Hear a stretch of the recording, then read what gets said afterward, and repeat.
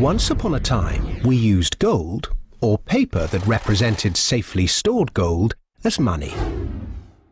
It worked well for thousands of years, partly because gold is independent, and partly because it keeps its purchasing power. An ounce of gold buys you as much food, clothing, and energy as it did 50, or 150, or 1,550 years ago. Compare that to modern money, which seems to buy you less and less each year. 100 years ago, when the Federal Reserve Bank was formed, $1 would buy you this much oil. 50 years ago, it bought you this much. Now, it buys you this much. That's not very much, is it? In fact, in the 100 years since the Federal Reserve Bank was formed to protect the currency, the purchasing power of the dollar has fallen by this much. Why did governments stop using gold?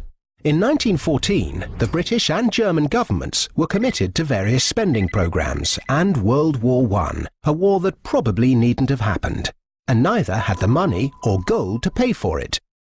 So they took their countries off the gold standard and, free of its restraints, printed the money they needed. In 1971, the American government was committed to various spending programs and Vietnam, a war that probably needn't have happened. And it didn't have the money or gold to pay for it, so it took America off the gold standard and, free of its restraints, printed the money it needed. Sound familiar? If governments didn't have the power to run up deficits, these wars could never have happened. There wasn't the gold to pay for them. The bill is eventually paid by the people through the stealth tax that is currency devaluation by inflation. Now the world operates under a system of money and credit known as fiat. It's the law that what we use as money be money. The government and its banking agencies have the power to issue money, but no one else may do so. Unlike gold, of which there is a finite amount in the world, with this fiat system, there is no limit to how much money can be created, so inflation becomes inevitable.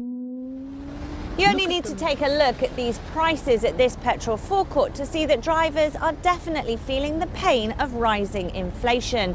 Drivers are already paying $15 million a day more for petrol than they did a year ago, which means getting from A to B is just going to get even more expensive.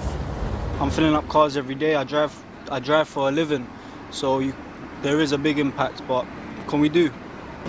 It goes up daily almost, or certainly weekly. It goes up by at least 2p a week. It's ridiculous. I can't see how something can go up. If we were talking about cat food or something, it doesn't go up by 2p a week. The price of produce in China is rising so quickly that everyday items like an apple or a bag of carrots have become too expensive for average Chinese people living on small salaries. Citizens are calling for price controls, but the Chinese regime has been slow to act. Here's that story. As China experiences high inflation, with rates hitting 4.5%, the price of produce at markets and retail outlets across the country has gone up drastically. Chinese citizens are wondering how they will continue to afford to buy produce when staples like green peppers and carrots have tripled or quadrupled in price.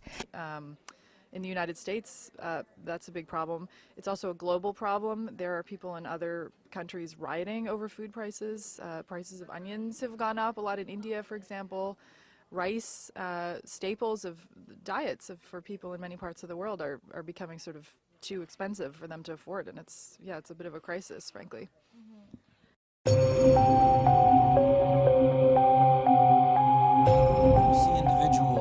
Very concerned about inflation in the developing world, less concerned in the developed world, partially because we don't feel it as fast as the developing world does, but they're making tracks in the direction of gold and silver. Why are they buying it? Are they buying it because they're gold bugs? No. Are they buying it because they're fascinated with the shimmer and shine of the metal? No. They're buying it as an antidote to poison. Indians have always bought gold for two reasons: adornment, which is for cultural, festive or weddings. Along with that, on the back of the mind, they have an investment value for it. Whether it's a family in India, China, France, the UK, they're all faced with the same dilemma. Demand in India rising 70% last year. In China, 54% last year for both gold and silver. The Industrial Commercial Bank of China with the World Gold Council has set up a program that allows individuals to invest as little as 1 gram of gold per day into a savings account denominated in gold.